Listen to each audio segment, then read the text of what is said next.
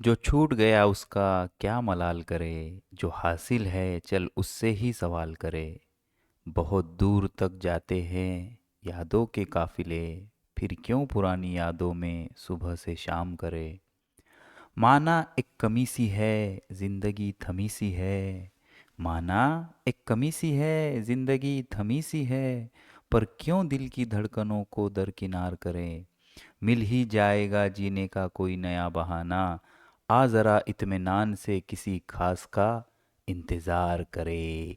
स्वागत है आप सभी का मेरे YouTube channel major physics S K sir में। हम एक मिशन पर है जिस मिशन का नाम है मिशन जय महाराष्ट्र बोर्ड। हम ये चाहते हैं कि हमारे महाराष्ट्र बोर्ड पढ़ने वाले बच्चे जब 11th-12th में जाके सीबीएसई पढ़ के आने वाले बच्चों से नीट और जेई में एक अच्छा इंजीनियर, एक अच्छा डॉक्टर, पैसे वाला इंसान बनने के लिए compete करेंगे, तो किसी भी तरीके से लॉजिकली, कंसेप्चुअली, मैथमेटिकली, एनालिटिकली जो भी चाहे, हर तरह से हमारा बच्चा सीबीएसई पढ़ के आने वाले बच्चों से आगे रहना चाहिए। इसके लिए मैं एस के सर एक बेहतरीन कोर्स आपके लिए डिजाइन करके लाया हूं, जिसमें मैं क्लास 6ठी से लेके क्लास 10वीं तक का पूरा साइंस का फिजिक्स, केमिस्ट्री और जो टेक्नोलॉजिकल साइंस होता है, ये तीनों पार्ट्स, बायोलॉजी को छोड़ के जो भी टॉपिक्स होते हैं, सारे टॉपिक्स एक बहुत ही अच्छे तरीके से आपको समझाने वाला हूं।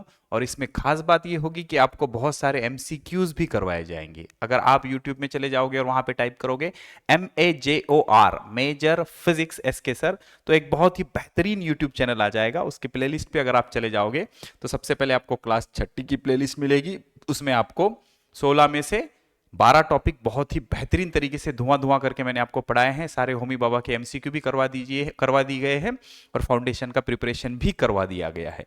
फिर हमारा कारवां चलता है क्लास 7 पे, और क्लास 7 का आज एक बेहतरीन topic compounds, elements, compounds and mixture, class 7 Maharashtra board 1 short का ये बेटा पार्ट 2 है। इसका पार्ट 1 ऑलरेडी आपको प्लेलिस्ट में मिल जाएगा, ये इसका पार्ट 2 है। मैं पूरी कोशिश करूंगा कि ये टॉपिक इसी में हम खत्म करें, लेकिन हो सकता है कि अगर हम कहीं पर फैल गए पढ़ाते पढ़ाते, कहीं इधर उधर में चला जाता हूं, कुछ ज्यादा ही बकवास करने लगता हूं, तो होगा ये कि इसका पार्ट 3 भी बनने के पूरे चांसेस हैं। कोशिश करूंगा मैं पार्ट 2 तक ही इसको सीमित रखूं। ठीक है बेटा, चलो शुरू करते हैं इसका पार्ट 2।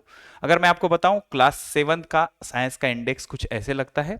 हमारे YouTube channel major physics S K sir के क्लास 7 के प्लेलिस्ट में अगर आप चले जाओगे तो वहां पे आपको सबसे पहले ये टॉपिक मिलेगा बेटा, ये टॉपिक पढ़ाया है मैंने। उसके बाद ये टॉपिक मिलेगा, देन ये 4 टॉपिक खत्म होने के बाद डायरेक्टली आपको ये टॉपिक मिलेगा। फिर उसके बाद ये मिलेगा, ये और ये 8 टॉपिक खत्म करके हमने केमिस्ट्री का सिलेबस शुरू किया था। ये टॉपिक हमने कंप्लीट कर लिया है उस पे। ये टॉपिक हमारा शुरू है, इसका पार्ट 1 ऑलरेडी आपको वहां पे मिलेगा, और ये जो मैं पढ़ा रहा हूं ये इसका पार्ट 2 है। बच्चों को मैं सजेस्ट करूंगा कि सारे लेक्चर्स ऑर्डर में देखें और पूरी जो भी बातें मैंने बताई है उसको ढंग से फॉलो करते चले। ओके, चलो शुरू करते हैं। तो आपको क्या करना है, कॉपी और पेन लेना है साथ में, उसके साथ साथ टेक्स्ट बुक भी साथ में रखना है महाराष्ट्र बोर्ड का, और जो भी चीजें मैं जैसे जैसे बताता हूं वैसे फॉलो करता जाना है। ओके, तो एक बेहतरीन topic elements, compound and mixture 11th-12th के एंगल से केमिस्ट्री के लिए बहुत ही इंपॉर्टेंट टॉपिक है। ये इसका पार्ट 2 है। अब जो बच्चे डायरेक्ट यहां आए, कम से कम ये पार्ट 1 देख के आओ इसका, बाद में पार्ट 2 आपको अच्छे से समझ में आएगा। अब मैं आपको और एक मौका देता हूं स्क्रीनशॉट लेने का। इसका स्क्रीनशॉट ले लो बेटा, ये मैंने आपको बहुत अच्छे से पार्ट 1 में समझा दिया था। ये सारी चीजें मैं आपको ऑलरेडी पढ़ा चुका हूं, ये ऑलरेडी पढ़ा चुका हूं, ये भी पढ़ा दिया था, ये भी पढ़ा दिया था, ये भी पढ़ा दिया था, ये भी पढ़ा दिया था, ये सब मैंने आपको समझा दिया था। यहां तक हम पहुंचे थे, आई थिंक हम ये भी बता दिया था मैंने आपको, और यहां ये भी बता दिया था, और ये भी हमारा पढ़ाना हो गया था, और यहां तक हम पहुंच गए थे बेटा। पार्ट 1 हमारा यहां पे खत्म हुआ था। ठीक है, मोरल ऑफ द स्टोरी क्या था भाई, देखो दुनिया में जो भी छोटे सी छोटे, एक मॉलिक्यूल से लेके बड़े से बड़े पहाड़ तक जो कुछ है, सब कुछ मैटर है। मैटर के दो प्रॉपर्टीज होते हैं, मैटर का मास होता है और मैटर जगह ले लेता है। Matter, everything which has mass and occupies volume is called as matter. फिर हमने क्या बोला था कि एलिमेंट को डिफाइन किया था हमने। एलिमेंट क्या होता है, element is the purest form of matter. अगर हम एलिमेंट को तोड़ेंगे तो एक ही तरह के एटम मिलेंगे हमको। उसके बाद हम आगे बढ़ के हमने सिंबल बनाना सीखे थे एलिमेंट के। हमने क्या बोला था कि भाई साइंटिस्ट ने अभी तक टोटल 118 एलिमेंट डिस्कवर किए हैं, जिसको पीरियोडिक टेबल बोलते हैं। 11th 12th में जाके आप पढ़ेंगे। उसमें से 92 एलिमेंट्स ऐसे हैं जो नेचर में एग्जिस्ट करते हैं, और 92 के आगे के जो एलिमेंट्स है आर्टिफिशियली साइंटिस्ट ने लेबोरेटरी में बनाए हैं। तो आपको 11th 12th में ये पूरे 92 ने 118 पूरे के पूरे एलिमेंट रटने होते हैं, जिसको पीरियोडिक टेबल बोलते हैं। एक अच्छा खासा पोर्शन होता है केमिस्ट्री का। तो अब मैं महाराष्ट्र बोर्ड के बच्चों को एक ट्रिक देने वाला हूं, एक हिंट देने वाला हूं, जिससे आप क्या करोगे, डायरेक्टली आप सीबीएसई के बच्चों के आगे निकल जाओगे। तो बच्चा हमेशा एक चीज याद रखो, आप ना बेटा चीजों को रटने की आदत डालो। देखो एक जमाना था जब ना जो अच्छे से समझता है उसको टैलेंटेड बोलते थे। उसके बाद एक जमाना आया जो अच्छे से रटता है उसको टैलेंटेड बोलते थे। अब ना बेटा अपडेटेड जमाना है, जेनजीज लोगों का जमाना है। इस जमाने में बेटा जो समझने के साथ साथ चीजों को रट के चलता है वो टाइम बचाता है और फटाफट आगे निकल जाता है।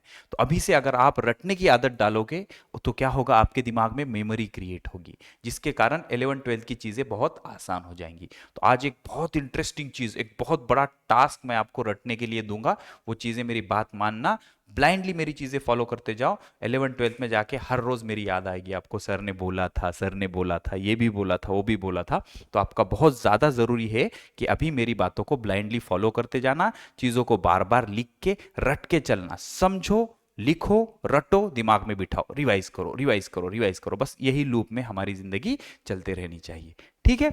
अच्छा, तो मैं जब लेक्चर 1 हमने खत्म किया था तो हम बात कर रहे थे कि भाई किसी भी एलिमेंट्स का सिंबल कैसे बनता है। तो उसके लिए हमने बोला था कि देखो डॉक्टर के लिए हम डीआर लगाते हैं, इंजीनियर के लिए हम ईआर शॉर्टकट यूज करते हैं। तो वैसे एलिमेंट के लिए भी हमारे पास शॉर्टकट है। कुछ एलिमेंट्स के नाम का जो इनिशियल लेटर है वो सिंगल लेटर हम लिखते हैं, उसको उसका सिंबल बोलते हैं। जैसे बेटा हाइड्रोजन, ये रटना था आपको, लेक्चर 1 में बताया था मैंने, अभी भी ये रटना ही है आपको। ये 20 एलिमेंट रट लेना है बिना किसी हिंट के। हिंट यूज नहीं करना, बी सीरियस। हिंट कौन यूज करते हैं, जो ऐसे ही टाइम पास के लिए पढ़ रहे हैं। अरे हिंट क्या के लिए भाई, सीधा याद करो ना, 20 एलिमेंट है, एक तरफ से पूरे याद कर लेना आप। ओके, कोई हिंट बिंट कुछ नहीं लगाना, सर्च भी नहीं करना यूट्यूब पे। ओके, तो हाइड्रोजन, हाइड्रोजन का सिंबल क्या है भाई, capital H, initial letter hydrogen का कैपिटल एच। अब हेलियम भी एच से शुरू हो रहा, अगर हेलियम का भी सिंबल हम एच रख देते तो दिक्कत आ जाती। तो इसलिए इन्होंने क्या किया, 2 लेटर यूज किए, पहला लेटर कैपिटल, दूसरा स्मॉल, तो उसका क्या बन गया, एच ई। लिथियम का ऐसे ही क्या यूज किया, capital L small I. Beryllium का क्या यूज किया, कैपिटल बी स्मॉल ई। कभी कभी पहला और दूसरा लेटर यूज होता है, कभी कभी पहला और तीसरा लेटर यूज होता है। ठीक है। तो अब बोरॉन के लिए क्या यूज किया इन्होंने, बी यूज किया। ओके, उसके बाद कार्बन के लिए क्या यूज किया, सी यूज किया। नाइट्रोजन के लिए एन यूज किया। ऑक्सीजन के लिए ओ सिंबल है। फ्लोरीन के लिए एफ सिंबल है। नियॉन के लिए एन और ई ले लिया। उसके बाद सोडियम, तो सोडियम का तो एस आना चाहिए था या एस ओ आना चाहिए था, ऐसे क्यों नहीं आया, इसका आंसर मैं आपको नेक्स्ट स्लाइड पे दूंगा। ओके, उसके बाद मैग्नीशियम का क्या यूज किया, एम जी यूज किया। एम ए नहीं यूज किया, पहला और तीसरा लेटर लिया। एल्यूमिनियम का पहला कैपिटल दूसरा स्मॉल यूज किया। सिलिकॉन का एस और आई पहला और दूसरा। फॉस्फोरस का पहला लेटर पी यूज किया बेटा। सल्फर के लिए कैपिटल एस यूज किया। क्लोरीन के लिए पहला और तीसरा लेटर यूज किया। ऑर्गन के लिए पहला और दूसरा लेटर यूज किया। पोटेशियम, पोटेशियम का पी होना चाहिए था या पीओ होना चाहिए था, तो पोटेशियम का के क्यों यूज किया भाई, इसका जवाब मैं नेक्स्ट स्लाइड पे देने वाला हूं आपको। कैल्शियम के लिए पहला और दूसरा कैपिटल सी और स्मॉल ए, ऐसे करके सी ए उसका सिंबल यूज किया। अब सवाल ये आता है कि सर सोडियम का एस क्यों नहीं बना या एसओ क्यों नहीं बना। ठीक है, या फिर पहला तीसरा ले लेते सर, एस डी ले लेते। और पोटेशियम का पी क्यों नहीं बना, पी फास्फोरस के लिए यूज किया था आपने, तो आप पीओ ले लेते या पीटी ले लेते, ऐसे क्यों नहीं यूज किया। तो इसका जो जवाब है ना बेटा यहां पर है, ये देखो क्या है बेटा, ये जो डिस्कवरी है एलिमेंट की, तो इनके लैटिन नाम के सिंबल्स हैं। अब आप बोलोगे सर क्या सोडियम और पोटेशियम ये 2 ही एलिमेंट है या और भी ऐसे कोई एलिमेंट है जिसके नाम उनके इनिशियल से नहीं आते, तो उसका जवाब मैं यहां लेके आया हूं आपके लिए। यहां देखो, सोडियम को लैटिन में बेटा नेट्रियम कहते हैं। क्या कहते हैं, नेट्रियम। तो इस वजह से यहां का Na यूज किया है सोडियम के सिंबल में। वैसे ही पोटेशियम का लैटिन नाम क्या है, कैलियम। ओके, कैलियम, तो इसका के यूज किया है इसके सिंबल में। ऐसे ही दो एलिमेंट का आपको रट के चलना है। सिल्वर, सिल्वर का एस होना चाहिए था या ऐसा होना चाहिए था, लेकिन सिल्वर का जो सिंबल रखा गया वो उसके लैटिन नाम से रखा गया। सिल्वर का लैटिन नाम होता है अर्जेंटम। क्या होता है? अर्जेंटम। तो पहला लेटर कैपिटल, तीसरा लेटर स्मॉल, एजी इसका सिंबल बना। चीजों को रटो, बहुत आसान है, कुछ भी रॉकेट साइंस नहीं है, ठीक है। उसके बाद गोल्ड का जो लैटिन नाम होता है बेटा वो होता है ऑरम। क्या होता है? ऑरम। तो गोल्ड का जो सिंबल है वो जी या जी ओ नहीं है, उसके लैटिन नाम से उसका सिंबल है capital A small you, capital A small you, Aurum. ऐसे ही मर्क्यूरी, मर्क्यूरी का सिंबल क्या बनता? एम या एम ई बनता, लेकिन मर्क्यूरी का जो सिंबल बना वो हाइड्रागायरम या हाइड्राजायरम से बना, जो उसका लैटिन नाम है। तो मर्क्यूरी का सिंबल बना एच जी, हाइड्राजायरम। ये एच और ये लेटर लिया गया हाइड्राजायरम। तो ये रट के चलना है, कोई रॉकेट साइंस नहीं है। तो यहां से इसका शॉर्ट एक्सप्लेनेशन ये निकला कि भाई कुछ एलिमेंट ऐसे भी हैं जिसके जो सिंबल्स बने वो उसके लैटिन नाम से बने। जैसे कि सोडियम का जो सिंबल बना वो उसके लैटिन नाम नेट्रियम से बना। पोटेशियम का जो सिंबल बना वो उसके लैटिन नाम कैलियम से बना। सिल्वर का जो सिंबल बना वो उसका लैटिन नाम अर्जेंटम से बना। सिल्वर मतलब चांदी बेटा। और ऑरियम या गोल्ड, गोल्ड का जो सिंबल बना वो उसका लैटिन नाम ऑरम से बना। गोल्ड का लैटिन नाम होता है ऑरम, तो उसका सिंबल क्या हो गया? ओ ए यू हो गया। ऐसे ही मर्क्यूरी का जो सिंबल बना वो उसके लैटिन नाम हाइड्रागायरम या हाइड्राजायरम से बना। ठीक है ना। तो ये कुछ लिस्ट मैंने आपको स्पेशली बना के दे दी। आपका काम क्या है? ये 20 एलिमेंट के सिंबल रट लेना और नोट करके ये भी एलिमेंट रट लेना, और इसको स्पेशली याद रखना कि भाई इसके जो सिंबल बने, उसके जो इनिशियल्स बने, उसके जो सिंबल्स बने वो किससे बने? उसके लैटिन नेम से बने। जिसके कारण सोडियम का सिंबल यस या यसो नहीं है, क्योंकि सोडियम का नाम तो नेट्रियम है लैटिन में, तो उसका सिंबल उसके लैटिन नाम से बना। सिंपल सी चीज है। तो ये दोनों की स्क्रीनशॉट ले लो, इसको अच्छे से रट लेना। ठीक है बेटा, चलो आगे बढ़ते हैं, यहां चलते हैं। अब बेटा ये रहा आपके लिए बहुत बड़ा टास्क। यहां पे मैं आपके लिए लगभग 20 एलिमेंट्स लेके आया हूं। आपके टेक्स्ट बुक में ये एक्टिविटी दी गई है।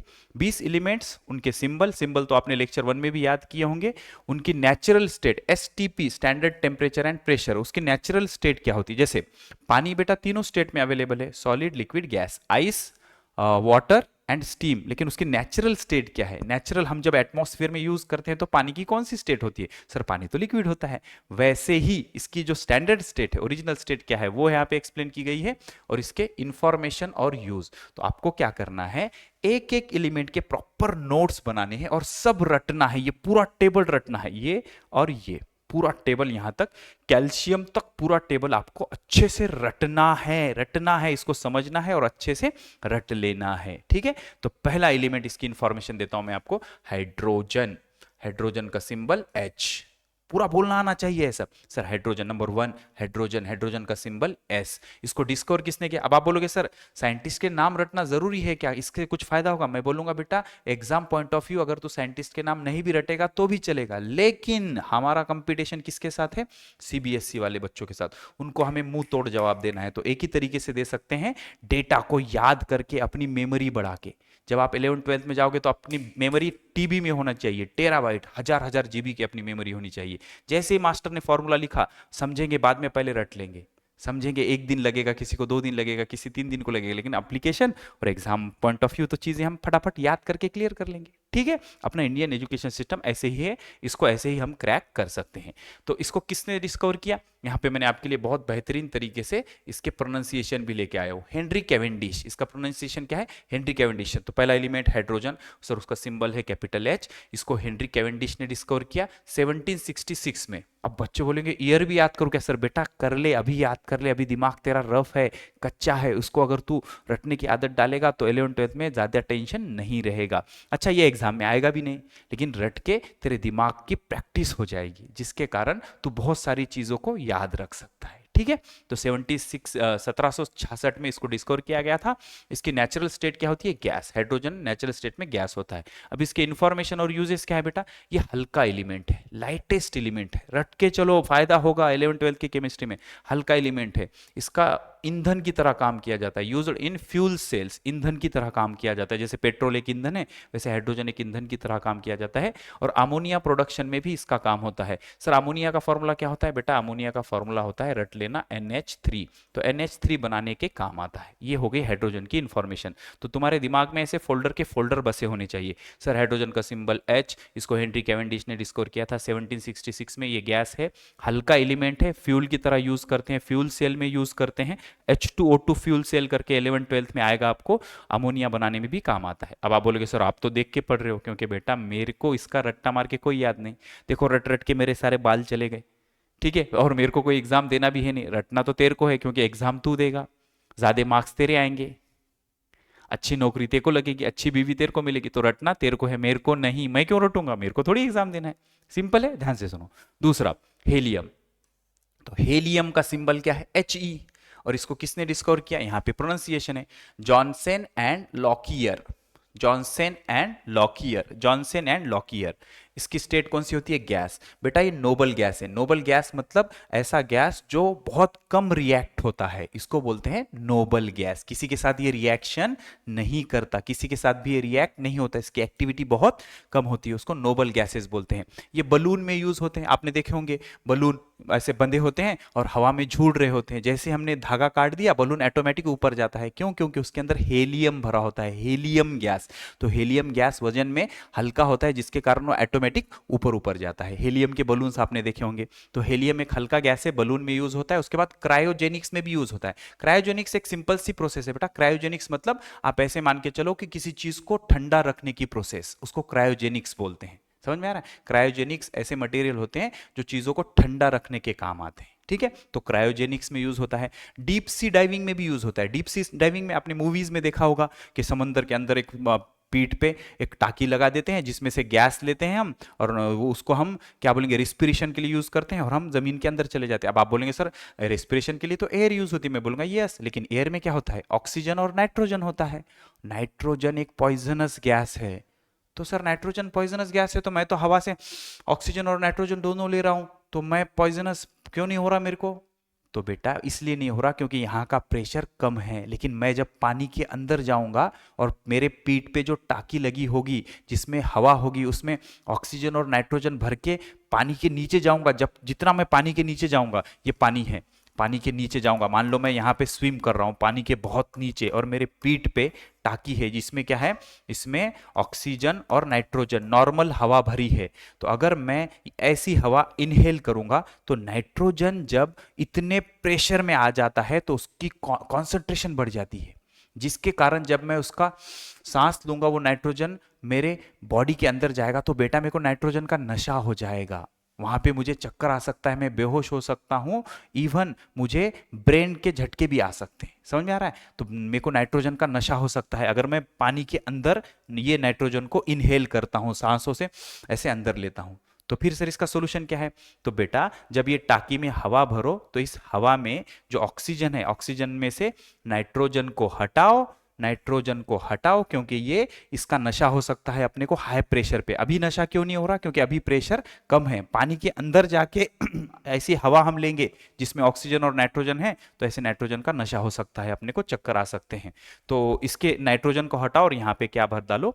हेलियम भर डालो, हेलियम। तो हेलिऑक्स बोलते हैं इसको। तो जब हम सी डाइविंग करते हैं, कौन सी डाइविंग?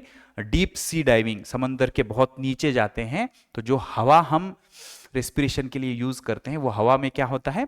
ऑक्सीजन और हेलियम होता है। हेलियम एक हल्का गैस है जो अपने को फ्लोट करने भी काम आ जाएगा, और हेलियम का हमको नशा नहीं होगा। समझ आया? क्योंकि अगर नॉर्मल हवा हम टंकी में भर के हमारे पीठ पे समंदर के नीचे जाएंगे, तो समंदर के जैसे जैसे अंदर जाते हैं हमारे ऊपर पानी का वजन बढ़ता जाता है, और जिसके कारण प्रेशर बहुत ज्यादा होता है, नीचे प्रेशर बहुत ज्यादा होता है। तो हाई प्रेशर पे हमको नाइट्रोजन का नशा हो सकता है, तो जिसके कारण हम वहां से नाइट्रोजन को हटा के हेलियम को भर देंगे, तो इसलिए वहां पे वो यूज होता है। उसके बाद तीसरा है लिथियम। लिथियम का सिंबल है Li। इसको किसने डिस्कवर किया? योहान अगस्ट। इसका प्रोनाउंसिएशन क्या है? योहान। जे को जोहान मत बोलो, योहान अगस्ट ने इसको, Johan August and Arfwedson, Johan August. Pronunciation यहाँ पे मैंने आपके लिए लिखे हैं, बहुत सिंपल कर दिया है, रटने के लिए। रटते चलो, हमको महाराष्ट्र बोर्ड का नाम रोशन करना है तो रटते चलो। ओके, तो क्या है उसका नाम बेटा?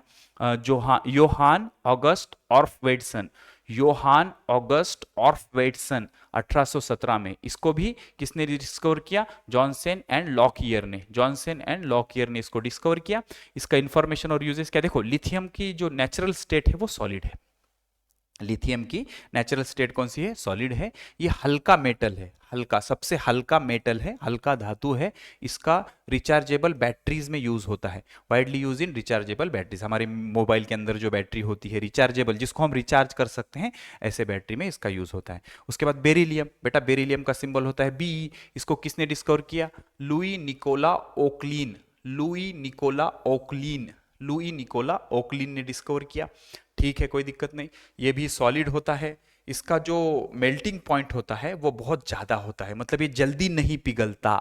तो जल्दी नहीं पिघलता, तो जहाँ पे ज़्यादा टेम्परेचर होता है ऐसी जगह हम इसका यूज़ करते हैं।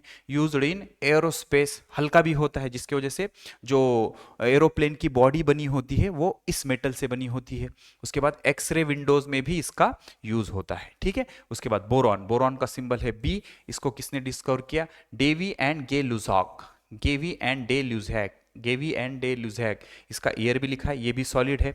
ये एक मेटालॉइड है। मेटालॉइड मतलब जो मेटल और नॉन मेटल दोनों के प्रॉपर्टी शो करता है उसको मेटालॉइड बोलते हैं। आगे पढ़ाऊंगा मैं आपको। एक होता है मेटल, एक होता है नॉन मेटल, जिसमें दोनों के प्रॉपर्टी होते हैं उसको बोलते हैं मेटालॉइड। और इसमें ये फाइबर ग्लास में यूज करते हैं। एक पायरेक्स करके ग्लास होता है जो टेम्परेचर को बर्दाश्त कर सकता है। कितना भी टेम्परेचर बढ़ाओ, कितना भी टेम्परेचर कम करो, पायरेक्स ग्लास पे इतना फर्क नहीं पड़ता। तो ऐसा कांच बनाने के लिए हम क्या यूज करते हैं? बोरॉन यूज करते हैं। नॉर्मली क्या होता है? नॉर्मल जो हमारा कांच होता है वो अगर टेम्परेचर बढ़ता है तो वो एक्सपांड कर जाएगा, और टेम्परेचर कम होगा तो वो कॉन्ट्रैक्ट कर जाएगा। लेकिन पायरेक्स एक स्पेशल कांच होता है जो टेम्परेचर बढ़ने पर भी एक्सपांड नहीं होता और टेम्परेचर कम होने पे कॉन्ट्रैक्ट भी नहीं होता। एग्रीकल्चर, खेती में भी इसका यूज है। ठीक है, उसके बाद कार्बन। बेटा कार्बन का सिंबल होता है सी। कार्बन को किसी ने डिस्कवर नहीं किया, जब से दुनिया बनी है तब से कार्बन हमको नोन है। तो यहाँ पे क्या लिखा है? नोन सिंस एंटिक्विटी, मतलब जब से दुनिया बनी है, बहुत पुराने जमाने से कार्बन हमको नोन है। कार्बन मतलब कोयला होता है, सॉलिड होता है। ये बेसिक ऑफ लाइफ है। लाइफ किससे बनी? कार्बन से बनी। डायमंड के फॉर्म में कार्बन हो सकता है, ग्राफाइट के फॉर्म में कार्बन हो सकता है। Used in steel and fuels. Okay, जला के उससे एनर्जी प्रोड्यूस करके हम उसको एज अ फ्यूल भी यूज करते हैं। उसके बाद नाइट्रोजन का सिंबल बेटा एन होता है। डैनियल रुदरफोर्ड ने इसको डिस्कवर किया 1772 में। नाइट्रोजन गैस होता है। एटमॉस्फेयर, हवा का 78% पोर्शन क्या होता है? नाइट्रोजन होता है। लेकिन समंदर के नीचे नाइट्रोजन को लेके जाएंगे तो प्रेशर बढ़ जाएगा और हमको उसका नशा हो सकता है। इसलिए जब भी हम डीप सी डाइविंग में जाते हैं तो नाइट्रोजन को हटा के हेलियम भर देते हैं ऑक्सीजन के साथ, तो उसको हेलिऑक्स बोलते हैं। ओके, इसमें इसका फर्टिलाइजर मतलब जो खाद होता है, खाद, खते जिसको बोलेंगे मराठी में, खाद में भी इसका यूज होता है। खाद जो हम पीक, जो हमारे पौधे होते हैं या खेती में प्रोडक्शन ज़्यादा होने के लिए हम जो खाद डालते हैं, जो फर्टिलाइजर यूज़ करते हैं। उसके बाद एक्सप्लोजिव्स जो होते हैं, मतलब पटाखे वटाखे जो होते हैं, इसमें भी इसका यूज़ होता है। ऑक्सीजन, ऑक्सीजन किसने डिस्कवर किया? Joseph priestly. ऑक्सीजन किसने डिस्कवर किया? Joseph priestly. प्रोनाउंसिएशन नहीं आ रहे हैं, यहाँ से देख सकते हो आप स्क्रीनशॉट में। ये भी एक गैस होता है, रेस्पिरेशन के लिए ज़रूरी होता है। हम जिंदा क्यों हैं? क्योंकि ऑक्सीजन हम इनहेल करते हैं, रेस्पिरेशन के लिए यूज़ करते हैं। और हवा का 21% पार्ट में क्या होता है? ऑक्सीजन से बना होता है। ये सारी चीजें आपको प्रॉपरली स्क्रीनशॉट लेना है, नोट्स बनाने हैं और रटने हैं, बार बार मेमोराइज करना है, ज्यादा डेटा रटने की आदत डालनी है। फ्लोरीन किसने डिस्कवर किया? फ्लोरीन डिस्कवर किया हेनरी मोइसा। हेनरी मोइसा, यहाँ पे प्रोनाउंसिएशन है आपके लिए, कोई दिक्कत नहीं। हेनरी मोइसा ने डिस्कवर किया फ्लोरीन को। फ्लोरीन की नेचुरल स्टेट गैस है, सबसे ज्यादा रिएक्टिव है, बहुत ज्यादा रिएक्टिव होता है फ्लोरीन। यूज टूथपेस्ट में यूज करते हैं इसको, रेफ्रिजरेशन में भी यूज करते हैं टेफ्लॉन की तरह, मतलब ठंडा रखने के लिए, जैसे फ्रिज हो गया इसमें यूज करते हैं, एसी हो गया। उसके बाद नेक्स्ट है नियॉन। बेटा नियॉन का सिंबल है एनी। रियॉन को किसने डिस्कवर किया? Ramsay and ट्रेवर्स। रेमजे एंड ट्रेवर्स ने डिस्कवर किया। ये गैस होता है। नियॉन भी क्या है बेटा, नोबल गैस। नोबल गैस मतलब जो किसी के साथ रिएक्शन नहीं करता, जिसकी रिएक्टिविटी कम होती है, उसको नोबल गैस बोलते हैं। Used in bright advertising science and high voltage indicator, मतलब मार्केट में जो रास्ते पे अंधेरे में चमकते हैं ऐसे हाई ब्राइट कलर के, जो नियॉन की एक एबिलिटी होती है, नियॉन ना बेटा, उस पर लाइट पड़ते ही चमकने लगता है, तो ऐसे इंडिकेशंस के लिए इसका हम यूज करते हैं। ठीक है, आप ये स्क्रीनशॉट ले लो, ये सारी चीजें आपको रटना है। ठीक है, ले लिया आपने, अच्छे से नोट बनाना और ये सब याद करना बेटा, याद करना। ओके, यहां चलते हैं। अब उसके बाद है नेक्स्ट सोडियम। सोडियम, सोडियम का सिंबल है Na, लैटिन नाम से बना है। इसको किसने डिस्कवर किया, हेम्फ्री डेवी। हेम्फ्री डेवी ने डिस्कवर किया।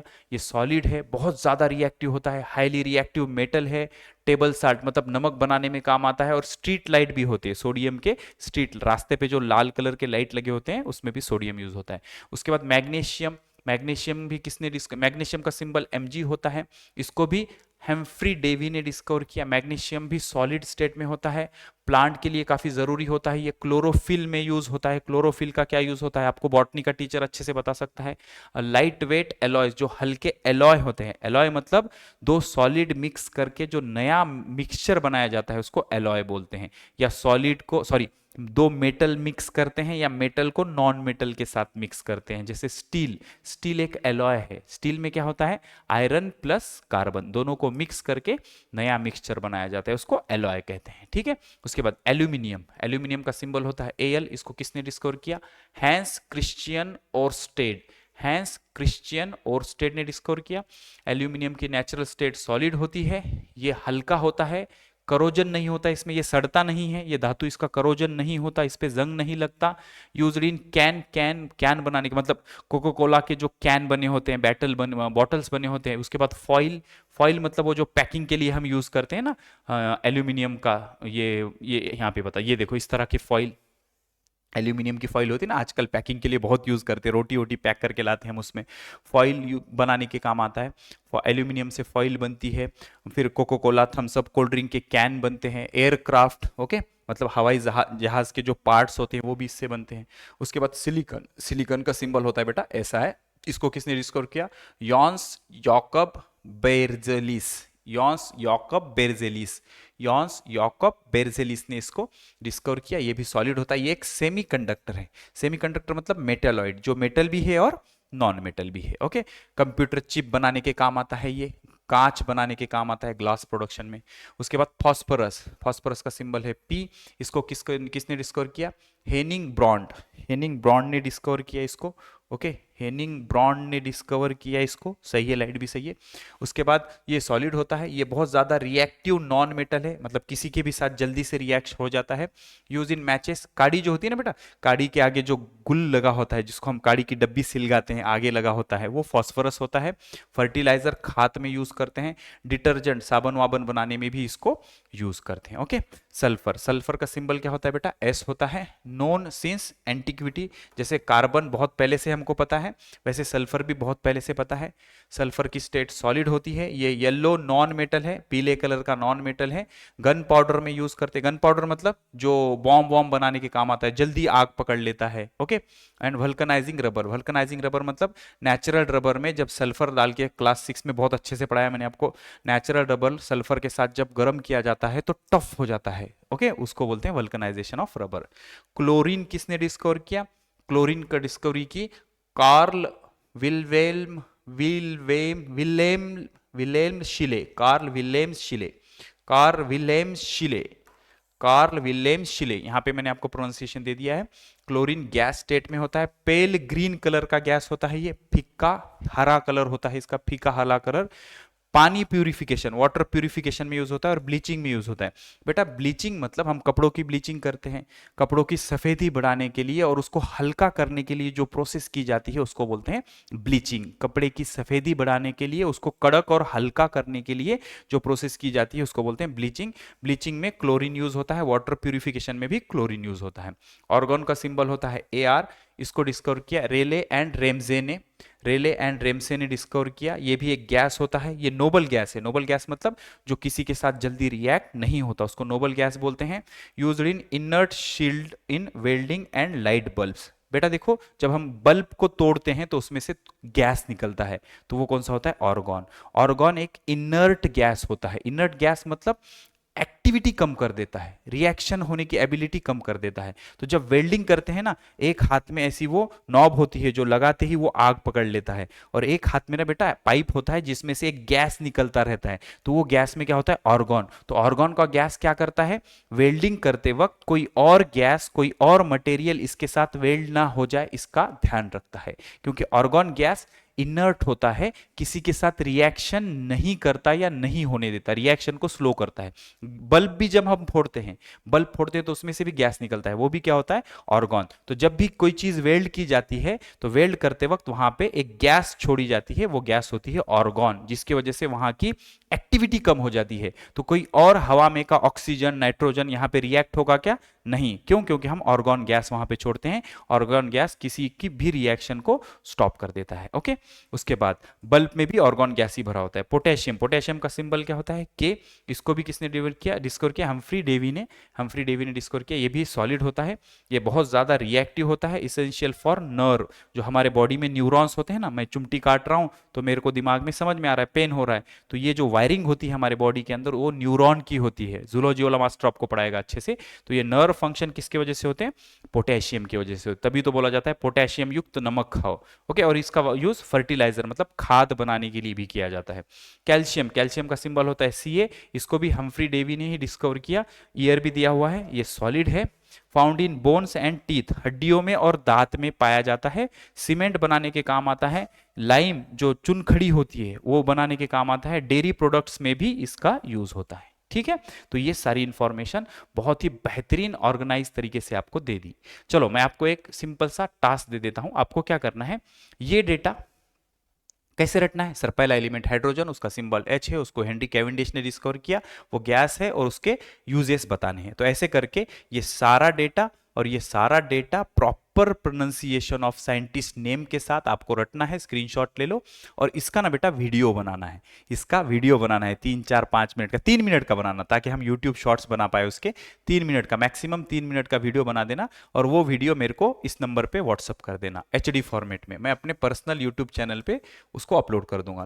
9970624992 इस पे व्हाट्सअप कर देना। अगर मेरे को अच्छा लगता है, बच्चा उसमें कॉन्फिडेंट लगता है, तो बेटा वो वीडियो आपका मैं मेरे यूट्यूब चैनल पे पर्सनली अपलोड करूंगा। ये मेरे लिए बहुत ऑनर की बात होगी कि महाराष्ट्र बोर्ड के बच्चे भी इतना सारा डेटा रट पा रहे हैं। मेहनत करना, मिरर के सामने प्रैक्टिस करना, अच्छे से बार बार चीज़ों को बोलना, और ये इतना डेटा रटना, और इस नंबर पे मेरे को व्हाट्सअप करना बेटा। मैं बहुत ही प्राउडली उस बच्चे का नाम और मैं अपन व्हाट्सअप पे कम्युनिकेट कर लेंगे। ठीक है, उसका वीडियो हम हमारे यूट्यूब पे अपलोड करके चलाएंगे। ठीक है, ये रटना बेटा, ये रटना। आप बहुत छोटे हो इस चीज़ें करने के लिए, लेकिन करोगे ना आगे चल के फायदा होगा। ठीक है, थोड़ी सी तकलीफ होगी समझने में, कोई टेंशन नहीं।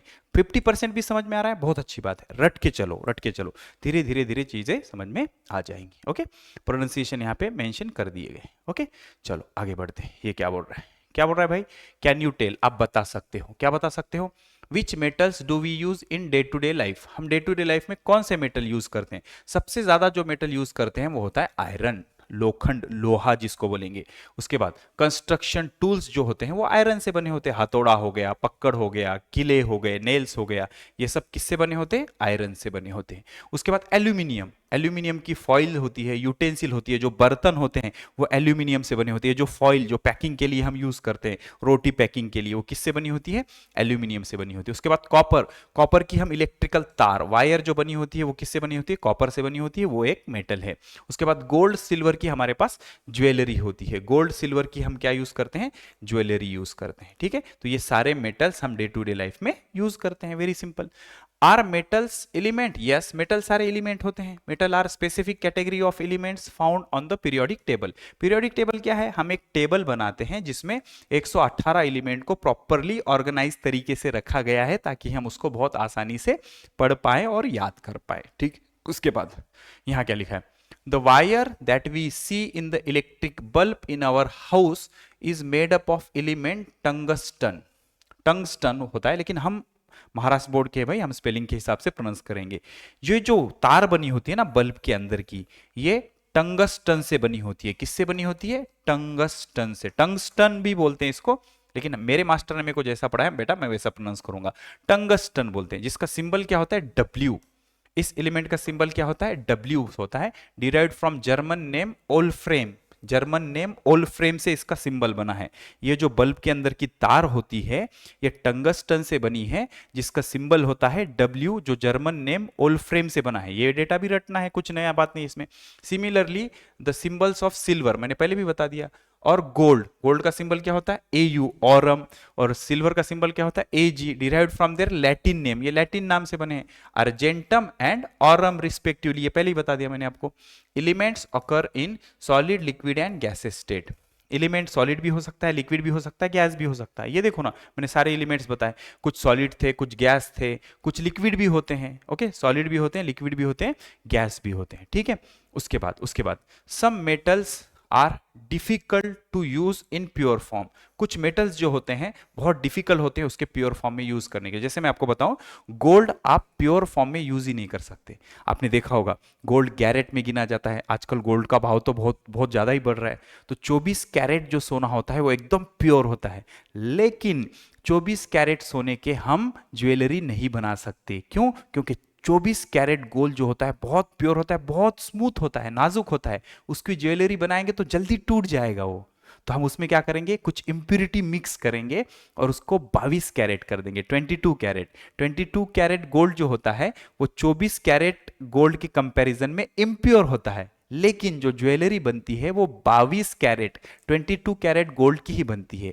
क्योंकि 24 कैरेट गोल्ड जो प्योर फॉर्म में होता है वो बहुत ही सॉफ्ट होता है, बहुत ही स्मूथ होता है, जल्दी टूट जाएगा, वो लाइट होता है, उस पर हम काम नहीं कर सकते, पतला सा डिजाइन नहीं बना सकते उस पर। तो हम क्या करते हैं, उसमें इंप्यूरिटी ऐड करके उसको 22 कैरेट बनाते हैं, उसकी मजबूती बढ़ जाएगी और वो सोना हम ज्वेलरी बनाने के काम ला सकते हैं। For example pure iron rust in air.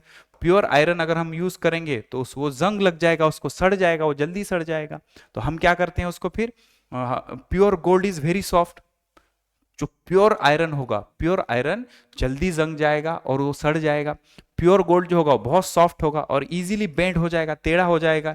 The properties of original metal can be modified by mixing one और मोर एलिमेंट इन इट। तो क्या किया जाता है, ऐसे मेटल को किसी और एलिमेंट के साथ मिक्स किया जाता है और उसकी प्रॉपर्टीज मॉडिफाई की जाती है ताकि हम उसको यूज कर पाए। Such a mixture of metal is called as alloy.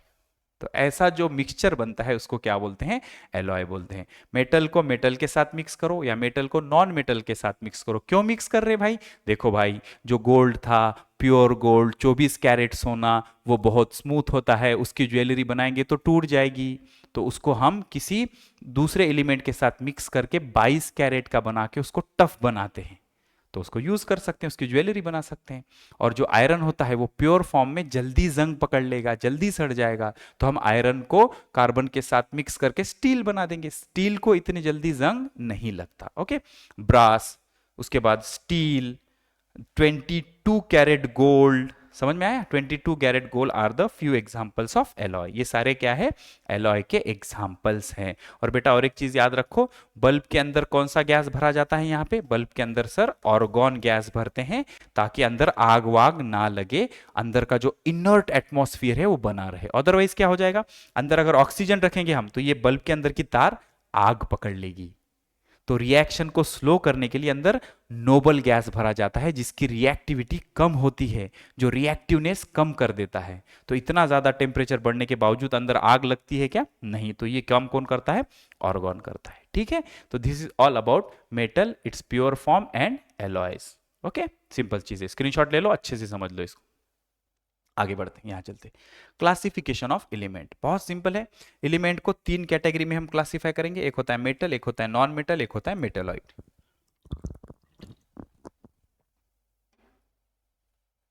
समझो classification of element. Elements are the simplest form of matter. Matter का सबसे प्योर और सिंपलेस्ट फॉर्म क्या होता है, एलिमेंट होता है, okay, and are generally divided into 3 main group. Element को हम 3 मेन ग्रुप में डिवाइड करते हैं based on their physical and chemical properties. Physical मतलब जो बाहर से दिखते हैं, रंग, कलर, उसका टेस्ट, इसको बोलते हैं फिजिकल प्रॉपर्टीज। और केमिकल प्रॉपर्टीज मतलब वो दूसरे चीज के साथ कैसे रिएक्ट करता है, उसको बोलते हैं केमिकल प्रॉपर्टी। जैसे कि अगर मैं आयरन पे पानी डाल दूंगा तो जंग लग जाएगा, ये केमिकल प्रॉपर्टी हो गई। और आयरन को मैं बाहर से देख रहा हूं तो वो व्हाइट कलर का या रेड कलर का लग रहा है, टफ लग रहा है, ये हो गई उसकी फिजिकल प्रॉपर्टी। तो इसके बेसिस पे इसके 3 कैटेगरीज है। पहली कैटेगरी है बेटा मेटल्स। मेटल्स, तो मेटल किसको बोलेंगे? These are material we use daily, like iron हो गया, गोल्ड हो गया। They are defined by specific properties. कैसी प्रॉपर्टीज? मेलिएबिलिटी। मेलिएबिलिटी मतलब हम मेटल्स को जब ठोकेंगे तो उसके पतले थिन शीट्स बनते हैं। जैसे कि ये देखो, गोल्ड की शीट है, गोल्ड की शीट बनती है। मेटल को जब हम हथौड़े से मारेंगे तो उसकी पतली शीट बनती है। इस एबिलिटी को क्या बोला जाता है? Malleability. Malleability is ability of metal due to which we can convert metal into thin sheets, उसके पतले पतले शीट्स बना सकते हैं, उसको बोलते हैं बेटा malleability. Ductility, second property ductility. Ductility मतलब अगर मैं मेटल को किसी बारीक होल में से पास करूंगा तो उसका वायर बन जाता है, उसका पतला सा वायर बन जाता है। इस एबिलिटी को क्या बोलते हैं? डक्टिलिटी। जब मैं मेटल को हथौड़े से मारूंगा तो उसकी पतली शीट बनती है, उसको बोलते हैं मेलिएबिलिटी। जब मैं वायर को किसी पतले होल में से पास करूंगा तो जब मैं मेटल को पतले होल में से पास करूंगा तो उसके बारीक बारीक धागे जैसे वायर बन जाते हैं, इसको बोलते हैं डक्टिलिटी। उसके बाद कंडक्टिविटी मतलब मेटल में से करंट पास हो सकता है, उसको बोलते हैं कंडक्टिविटी। मेटल्स यूजुअली चमकते हैं, उसको बोलते हैं लस्टर। और मेटल को जब हम किसी चीज से मारेंगे तो उससे साउंड आता है, उसको बोलेंगे सोनोरिटी। तो मेटल में ये 5 प्रॉपर्टी होती है। जिस एलिमेंट में ये 5 प्रॉपर्टीज पाई जाती हैं उसको कहा जाएगा मेटल। मतलब मेटल्स को हथौड़े से मारो, उसकी पतली शीट बनेगी, मेलिएबिलिटी। मेटल को बारीक होल में से पास करो, उसके धागे जैसे वायर बनेंगे, डक्टिलिटी। मेटल में से करंट पास हो सकता है, कंडक्टिविटी। मेटल में चमक होती है, लस्टर। मेटल को अगर लकड़ी से या किसी और पत्थर से वगैरह मारेंगे तो उससे आवाज आएगी, उसको बोलेंगे सोनोरिटी। ओके, तो मेटल में ये सब प्रॉपर्टी होती है। Metals can be drawn into thin wires, it is called as ductility. उसके बाद मेटल्स में कंडक्टिविटी होती है, दे अलो हीट और electricity to pass through easily. Metal में से करंट इजीली पास होता है, मेटल में से हीट इजीली पास होती है। अगर मैं मेटल का रॉड जलते हुए आग पे पकड़ूंगा तो एक एंड पकड़ूंगा तो दूसरा एंड ऑटोमेटिक गर्म हो जाएगा, क्योंकि हीट मेटल में से कंडक्ट हो सकती है। Metals are good conductor of heat. जैसे हीट कंडक्ट हो सकती है वैसे ही करंट भी कंडक्ट हो सकता है। तो मेटल में कंडक्टिविटी होती है हीट और करंट की। उसके बाद लस्टर। लस्टर मतलब उसमें शाइन होती है, चमकते हैं। मेटल में एक चमक होती है, सोने की चमक कैसी होती है? खतरनाक चमक होती है, ठीक है। उसके बाद सोनोरिटी। लेडीज लोग सोना क्यों पहनते हैं? क्योंकि लेडीज लोगों को चमकाहट पसंद होती है। मेरे मम्मी के पास कम से कम पाव किलो सोना होगा, समझ में आ रहा है? तो वो सोना पहन के जाती है शादी में। बहुत औरतें दूसरी देख के उनको जलती है। तो लेडीज लोग जो फीमेल्स होती हैं वो सोना क्यों पसंद करती है? सोना मतलब अबे गोल्ड। गोल्ड क्यों पसंद करती है? क्योंकि गोल्ड में चमक होती है, ठीक है। लस्टर होता है। Sonority, they produce ringing sound when struck. तो बेल किससे बनी होती है? मेटल से बनी होती है। मेटल पे मेटल हिट करेंगे तो आवाज आएगा, टंग टंग टंग टंग टंग टंग टंग टंग। तो ये एबिलिटी जो होती है उसको बोलते हैं सोनिरिटी। तो ये प्रॉपर्टीज जिस भी एलिमेंट के पास होते हैं उन सभी को बोला जाएगा मेटल्स। क्या बोला जाएगा? मेटल्स। और नॉन मेटल में ये सब नहीं होता, ठीक है।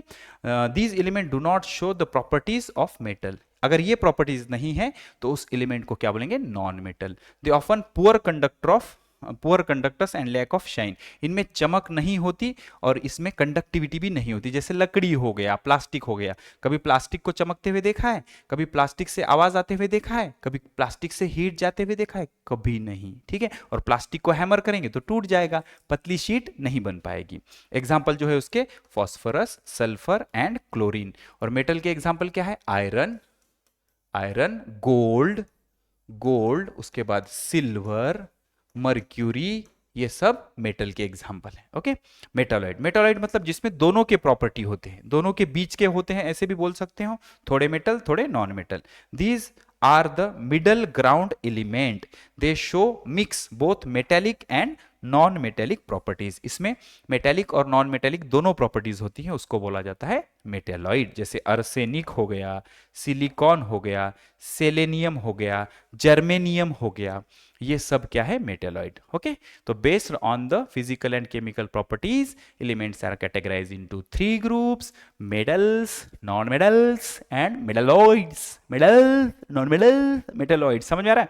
मेटल्स, नॉन मेटल्स और मेटलॉइड। मेटल्स किसको बोलेंगे? जिसमें मेलिएबिलिटी होगी, हैमर करने पे उसकी पतली सी शीट बन जाएगी, जिसमें डक्टिलिटी होगी, जिसको बारीक होल से पास करेंगे तो धागे जैसे वायर बन जाते हैं, जिसमें कंडक्टिविटी होगी, जिसमें से करंट पास हो सकता है, जिसमें लस्टर होगा, जिसमें चमक होगी, शाइन होगी, सोनोरिटी होगी, जिसको हिट करेंगे तो आवाज आएगा, ऐसे प्रॉपर्टीज वालों को मेटल बोला जाता है। और ऐसे प्रॉपर्टीज नहीं होंगे तो नॉन मेटल। और कुछ एलिमेंट होते हैं जिसमें दोनों के मिक्स प्रॉपर्टीज होते हैं, उसको बोला जाता है मेटेलॉइड्स। मेटेलॉइड्स। ओके, स्क्रीनशॉट ले लो, आगे बढ़ते हैं।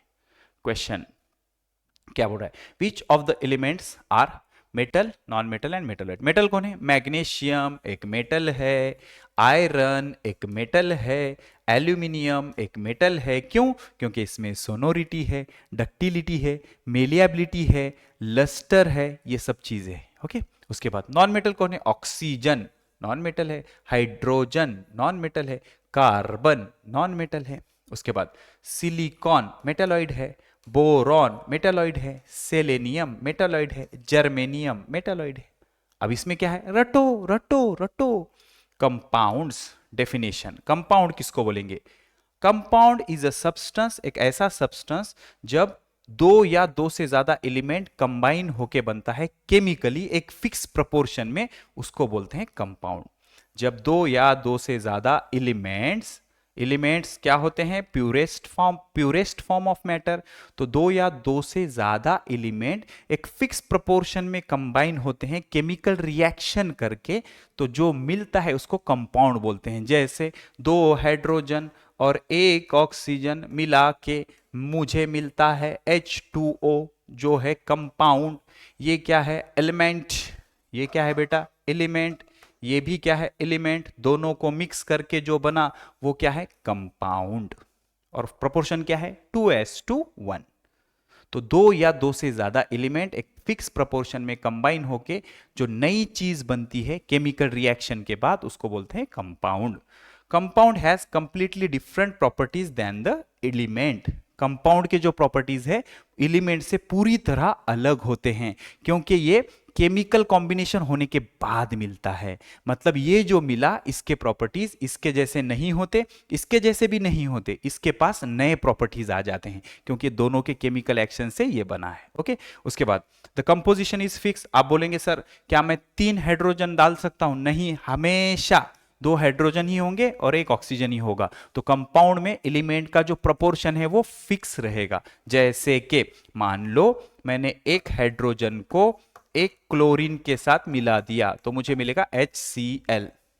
तो सर 2 हाइड्रोजन डालूंगा तो नहीं मिलेगा। ये प्रोपोर्शन हमेशा फिक्स रहता है। और इसके जो प्रॉपर्टीज हैं इससे और इससे हटके होते हैं। इसके प्रॉपर्टीज इसके जैसे भी नहीं होते और इसके जैसे भी नहीं होते। ओके, तो कंपाउंड के प्रॉपर्टीज उसके एलिमेंट से एकदम अलग होते हैं, और जो प्रोपोर्शन है वो हमेशा क्या रहता है? फिक्स रहता है। Compound can not be separated by physical method. अब एक बार कंपाउंड बन गया तो नॉर्मल मेथड से हम इसको सेपरेट नहीं कर सकते। बहुत केमिकल और बहुत कॉम्प्लिकेटेड मेथड से ही हम वापस ये मिला सकते हैं। तो कंपाउंड को इजीली सेपरेट नहीं किया जा सकता। जैसे कंपाउंड कौन सा है? वाटर, उसके बाद कार्बन डाइऑक्साइड, उसके बाद सॉल्ट NaCl, ये सब क्या है? कंपाउंड है। ठीक है, थोड़ा सा डिटेल में मैं आपको समझाता हूं कंपाउंड कैसे होते हैं। ध्यान से समझो। मान के चलो कि मैंने 2 हाइड्रोजन को 1 ऑक्सीजन के साथ मिक्स कर दिया तो मुझे पानी मिला H2O। तो H2O क्या है? एक कंपाउंड है। मैंने 1 कार्बन को 2 ऑक्सीजन के साथ मिक्स कर दिया तो क्या मिला? CO2 मिला। तो CO2 एक कंपाउंड है, ये एलिमेंट है, ये क्या है? कंपाउंड है। कंपाउंड के प्रॉपर्टीज इनसे हटके होते हैं। कंपाउंड जब बन जाता है तो उसके एलिमेंट सेपरेट करना इतना आसान नहीं होता। ये भी कंपाउंड है, 2 एलिमेंट मिक्स करके बना है, और इनका प्रोपोर्शन कैसा है? फिक्स है, 1 कार्बन 2 ऑक्सीजन। अच्छा, 1 कार्बन को एक ऑक्सीजन के साथ मिक्स करूंगा तो कार्बन मोनोऑक्साइड मिलेगा। कार्बन मोनो मतलब एक, carbon monoxide, carbon dioxide, hydrogen dioxide. उसके बाद एक नाइट्रोजन को अगर मैं 3 हाइड्रोजन के साथ मिक्स करूंगा तो NH3 मिलेगा। बेटा ये अमोनिया है, आप पॉज करके लिखते चलना, मेरे पास इतना टाइम नहीं है। एक नाइट्रोजन को 3 हाइड्रोजन के साथ मिक्स करूंगा तो NH3 मिलेगा, ammonia. H2O hydrogen dioxide, carbon dioxide, carbon monoxide, ammonia. समझ में आ रहा है? ऐसे ही, ठीक है, इतने एग्जाम्पल काफी है। तो एलिमेंट कंबाइन करके जो नया मिलता है उसको बोलते हैं कंपाउंड। तो ये सारे क्या है? कंपाउंड्स है। और कंपाउंड्स के प्रॉपर्टीज एलिमेंट से एकदम हटके होते हैं, और एक बार कंपाउंड बन गया तो उनसे एलिमेंट्स अलग करना इतना आसान नहीं होता। ठीक है, आगे बढ़ते हैं। Experiment number 1, heating of sugar in a test tube. बेटा देखो, एक टेस्ट ट्यूब ले लो, इसमें शुगर ले लो, शुगर, शक्कर, शुगर ले लो, शुगर को गर्म करो। तो शुगर को गर्म करेंगे तो सबसे पहले शुगर क्या हो जाएगी? मेल्ट हो जाएगी, मेल्ट हो जाएगी, पिघल जाएगी, और ब्राउन कलर बन जाएगा इसका। क्या बन जाएगा? ब्राउन कलर बन जाएगा। फिर उसको गर्म करना शुरू करो, गर्म करना रखो, तो फाइनली क्या हो जाएगा बेटा? काले कलर का, ब्लैक कलर का रेसिड्यू बच जाएगा, ब्लैक कलर बच जाएगा, ब्लैक कलर का रेसिड्यू बच जाएगा। तो ये ब्लैक कलर का रेसिड्यू क्या होगा? कार्बन होगा, कोयला होगा, कार्बन होगा। ठीक है, देखो, take a sugar in a test tube and heat it. एक टेस्ट ट्यूब में शक्कर लेके उसको गर्म करो। ऑब्जर्व व्हाट हैपन, देखो क्या हो रहा है। व्हाट रिमेन्स बिहाइंड, क्या बच रहा है। तो क्या होगा? सबसे पहले तो शुगर पिघल जाएगी, मेल्ट हो जाएगी, और देन इट बिकम्स ब्राउन, और उसका कलर कैसे हो जाएगा? ब्राउन कलर हो जाएगा। एंड फाइनली वो क्या हो जाएगी? काली हो जाएगी, ब्लैक हो जाएगी। अब ब्लैक ब्लैक सब्सटेंस बच जाएगा जो कि कार्बन होगा। ठीक है, शक्कर को गर्म करेंगे, पिघल जाएगी, मेल्ट हो जाएगी, चाशनी बन जाएगी उसकी ब्राउन कलर की, जैसे गुलाब जामुन में नहीं होता ब्राउन कलर का शक्कर का पानी, वैसे। और फाइनली अब गर्म करना शुरू रखेंगे तो काला कलर बच जाएगा, तो वो कार्बन होगा। Sugar melt and then loses water leaving a black substance. What does this imply? देखो, शक्कर को जब हमने हीट किया तो वो पिघल गई, मेल्ट हो गई, और हीट करना कंटिन्यू रखा तो उसमें से पानी निकल गया और काले कलर का कार्बन बच गया। ये क्या बताता है? This implies sugar is made up of more than one element. ये बता रहा है कि शुगर एक से ज्यादा एलिमेंट से बनी है। अगर मैं आपको शुगर का फॉर्मूला दूं तो वो होता है C6H12O6। बेटा इसको ग्लूकोज कहते हैं। क्या कहते हैं? ग्लूकोज। वैसे शक्कर का जो फॉर्मूला होता है वो होता है C12H22O11। शुगर का फॉर्मूला ये होता है, और शुगर सिंपल फॉर्म में क्या होती है? ग्लूकोज। इसको क्या बोलते हैं बेटा? सुक्रोज। ठीक है, इसको सुक्रोज बोलते हैं। ये सुक्रोज होता है C12H22O11, और C6H12O6 क्या होता है? ग्लूकोज होता है। रट के चलो, अभी तो रट के चलो आप। Okay, how many elements is sugar made up of? Sugar 3 element से बनती है। शुगर 3 एलिमेंट से बनती है, एक कार्बन, एक हाइड्रोजन, एक oxygen. Carbon, hydrogen, oxygen, carbon, hydrogen, oxygen. Sugar 3 element से बनती है। तो शुगर के लिए 3 एलिमेंट कंबाइन होके शुगर बना। ओके, और जब हम इसको गर्म करते हैं तो इसमें का पानी निकल जाता है, और क्या बच जाता है? कार्बन बच जाता है। पानी निकल जाता है, गर्म होके बाहर निकल जाता है, और कार्बन बच जाता है। What does the name carbon dioxide imply? Carbon dioxide क्या बता रहा है? देखो बेटा, कार्बन मतलब C, डाई मतलब 2, ऑक्साइड मतलब O। Carbon dioxide, carbon dioxide implies it is made up of carbon and oxygen. और डाई क्या बता रहा है? 2 oxygen atom. Carbon dioxide, carbon dioxide. ऐसे ही NO2 भी होता है, नाइट्रोजन डाइऑक्साइड, नाइट्रोजन डाइऑक्साइड। ऐसे SO2 भी होता है, sulphur dioxide, sulphur dioxide, carbon dioxide, nitrogen dioxide, sulphur dioxide. SO3 भी होता है, सल्फर ट्राइऑक्साइड, सल्फर ट्राइऑक्साइड।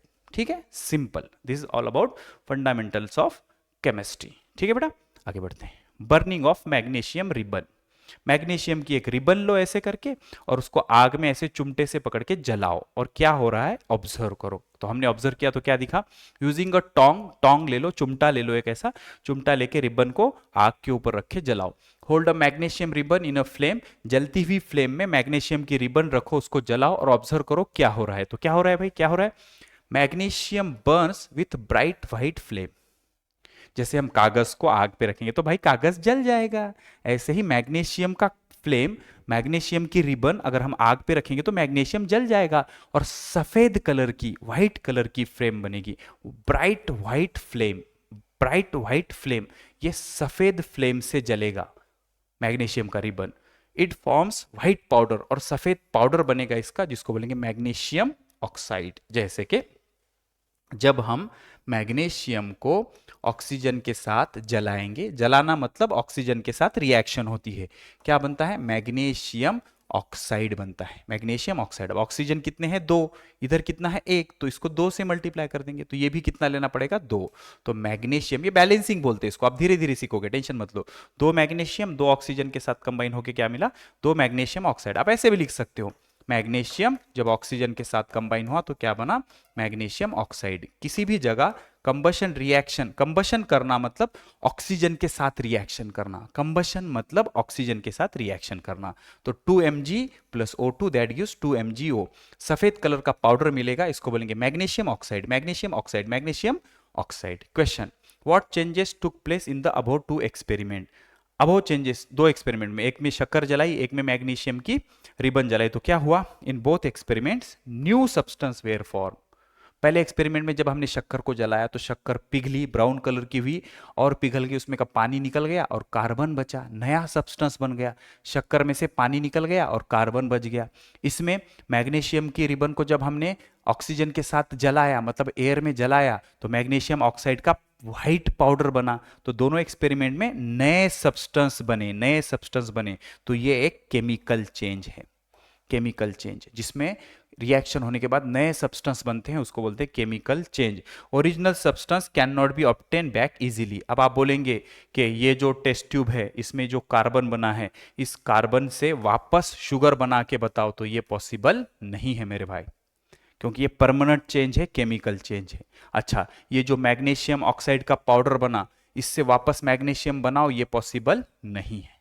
ठीक है, तो शक्कर के जलाने में और मैग्नीशियम के रिबन में जलाने में, दोनों में नए सब्सटेंस बने, क्योंकि वो एक केमिकल चेंज है, और एक बार ये रिएक्शन कंप्लीट हो गई तो वापस से इसके एलिमेंट नहीं बन सकते। Important definitions. The substance formed by chemical combination of 2 or more element is called as compound. Compound किसको बोलेंगे, 2 या 2 से ज्यादा एलिमेंट्स जब केमिकली कंबाइन होते हैं तो कंपाउंड्स बनते हैं। जैसे एग्जांपल, कार्बन अगर ऑक्सीजन के साथ रिएक्ट होगा तो कार्बन डाइऑक्साइड बनेगा, तो ये कंपाउंड है जो इन 2 एलिमेंट के कॉम्बिनेशन से बना है। Which of these are the compounds, water, water का फॉर्मूला होता है H2O, ये एक कंपाउंड है क्योंकि इसमें एक हाइड्रोजन एलिमेंट है और एक ऑक्सीजन एलिमेंट है। ऑक्सीजन, ऑक्सीजन कंपाउंड नहीं है, ऑक्सीजन एक एलिमेंट है। कार्बन डाइऑक्साइड एक कंपाउंड है क्योंकि इसमें कार्बन और ऑक्सीजन 2 अलग अलग एलिमेंट है। वैसे ही हाइड्रोजन एलिमेंट है, नाइट्रोजन एलिमेंट है, उसके बाद हीलियम एलिमेंट है, उसके बाद सल्फर एलिमेंट है, उसके बाद ऑक्सीजन एलिमेंट है। ये सब क्या है, एलिमेंट है, क्योंकि इनको तोड़ेंगे तो एक ही तरह के एटम बनेंगे। लेकिन पानी H2O कंपाउंड है, अमोनिया NH3 कंपाउंड है, क्योंकि इसमें नाइट्रोजन और हाइड्रोजन 2 एलिमेंट है। उसके बाद कार्बन डाइऑक्साइड एक कंपाउंड है, सल्फर डाइऑक्साइड एक कंपाउंड है। तो ये सब क्या है, कंपाउंड है। 2 या 2 से ज्यादा एलिमेंट कंबाइन होकर जो मिलता है उसको बोलते हैं कंपाउंड, और जिसमें एक ही तरह का सब्सटेंस होता है उसको बोलते हैं एलिमेंट, एलिमेंट। ठीक है, आगे बढ़ते हैं। What is the smallest particle called, smallest particle of compound is called molecule. Compound के सबसे छोटे पार्टिकल को क्या बोलेंगे, मॉलिक्यूल। जैसे CO2 ये एक कार्बन डाइऑक्साइड का मॉलिक्यूल है, H2O ये एक पानी का मॉलिक्यूल है, हाइड्रोजन डाइऑक्साइड का मॉलिक्यूल है। Always remember, substance is a compound only if its molecules are made up of atoms of different type. कोई सब्सटेंस कंपाउंड तभी कहलाएगा जब उसका जो मॉलिक्यूल है उसमें अलग अलग एलिमेंट्स होंगे। जैसे H2O, CO2, H2O2, SO2, NH3। देखो, ये सब मॉलिक्यूल है बेटा, ये सब मॉलिक्यूल है, ये कंपाउंड है। क्यों कंपाउंड है, क्योंकि इसमें 2 अलग अलग एलिमेंट है, हाइड्रोजन है, ऑक्सीजन है। ये भी कंपाउंड है क्योंकि इसमें कार्बन और ऑक्सीजन 2 अलग अलग एलिमेंट है। ये मॉलिक्यूल है लेकिन ये एलिमेंट है क्योंकि इसमें दोनों हाइड्रोजन ही है। ये क्या है, एलिमेंट है क्योंकि इसमें दोनों ऑक्सीजन ही हैं। ये क्या है, कंपाउंड है। क्यों कंपाउंड है, क्योंकि इसमें सल्फर और ऑक्सीजन दो अलग अलग एलिमेंट है। ये क्या है, कंपाउंड है क्योंकि इसमें नाइट्रोजन और हाइड्रोजन दो अलग अलग एलिमेंट है। तो ये सारे मॉलिक्यूल्स हैं, ये कंपाउंड का मॉलिक्यूल है क्योंकि दो अलग एलिमेंट है, ये भी कंपाउंड का मॉलिक्यूल है क्योंकि दो अलग अलग एलिमेंट है, ये एलिमेंट का मॉलिक्यूल है क्योंकि एक ही एलिमेंट है इसमें, ये भी एलिमेंट का मॉलिक्यूल है क्योंकि इसमें एक ही एलिमेंट है। लेकिन इसमें सल्फर और ऑक्सीजन दो अलग अलग एलिमेंट है, इसमें नाइट्रोजन और हाइड्रोजन दो अलग अलग एलिमेंट है, लेकिन इसमें दोनों ऑक्सीजन एलिमेंट है, इसमें दोनों हाइड्रोजन है। तो ये एलिमेंट्स है और बाकी सारे कंपाउंड्स है। ओके, तो वाटर इज अ कंपाउंड, पानी एक कंपाउंड है, H2O। One molecule of water is made up of 2 atoms of hydrogen and 1 atom of oxygen. Obvious है, पानी जो बना होता है दो हाइड्रोजन प्लस एक ऑक्सीजन से बना होता है, दो अलग अलग एलिमेंट है तो उसको क्या बोलेंगे, कंपाउंड। Very simple. ओके, आगे बढ़ते हैं। Which element help in combustion? Obviously oxygen helps in combustion. अगर आप चांद पे चले जाओगे और चीजों को जलाने की कोशिश करोगे तो आग नहीं लगेगी क्योंकि चांद पे ऑक्सीजन नहीं होता, तो आग नहीं लगती। ऑक्सीजन हेल्प करता है कंबशन के लिए। ओके, अच्छा, does water help in combustion? No, पानी कंबशन के लिए हेल्प नहीं करता। वैसे तो पानी आग बुझाने के काम आता है।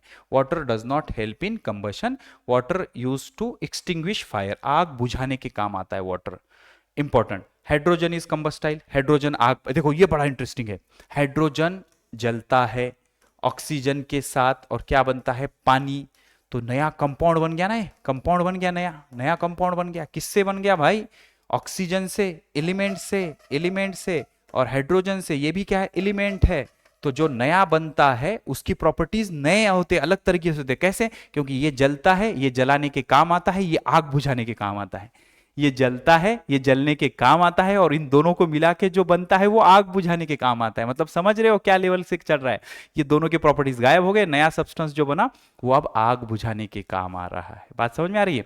हाइड्रोजन जलता है, ऑक्सीजन जलने के काम आता है, लेकिन इन दोनों को मिला के जो कंपाउंड बनता है वो आग बुझाने के काम आता है। वो जलता नहीं है, ना ही जलने में मदद करता है। तो जब भी दो एलिमेंट कंबाइन होकर कंपाउंड बनता है तो कंपाउंड के प्रॉपर्टीज एलिमेंट से एकदम हटके होते हैं। तो हाइड्रोजन इज अ कंबस्टाइल, जो जल जाता है, ऑक्सीजन जलने में मदद करता है, लेकिन दोनों को मिला के जो वाटर बनता है, hydrogen plus oxygen, still does not burn, ना तो ये जलता है ना जलने के काम आता है। ये प्रूफ करता है कि the properties of compound are different from the constituent element. ये प्रूफ करता है कि जो कंपाउंड के प्रॉपर्टीज होते हैं उसके एलिमेंट से एकदम हटके होते हैं। सिंपल। चलो इसका भी स्क्रीनशॉट ले लो, आगे बढ़ते हैं। यहां चलते हैं, मॉलिक्यूलर फॉर्मूला। क्या मॉलिक्यूलर फॉर्मूला पढ़ने जितना टाइम है अपने पास? नहीं बेटा, चलो 1 घंटा हो गया। यहाँ से आगे का पोर्शन हम इसके पार्ट 3 में ले लेंगे, कोई दिक्कत नहीं है। ये सारी चीज़ें पढ़ लेंगे पार्ट 3 में। ओके चलेगा, कोई दिक्कत नहीं है। ये सारी चीज़ें और MCQs हम किस में पढ़ लेंगे बेटा? पार्ट 3 में पढ़ लेंगे। तो एक बड़ा टॉपिक है, कोई दिक्कत नहीं, इसके 3 पार्ट हो रहे हैं। जल्दी मिलेंगे इसके पार्ट 3 में। आप तब तक चैनल को सब्सक्राइब करना ना भूलना, लेक्चर को लाइक ज़रूर करना और पढ़ते रहना, मुस्कुराते रहना। और वो जो मैंने वीडियो वाली बात बताई उसको अच्छे से रटना डेटा को, और उसके वीडियो ज़रूर मेरे नंबर पे शेयर करना। जल्दी मिलेंगे इसके पार्ट 3 में। जय हिंद।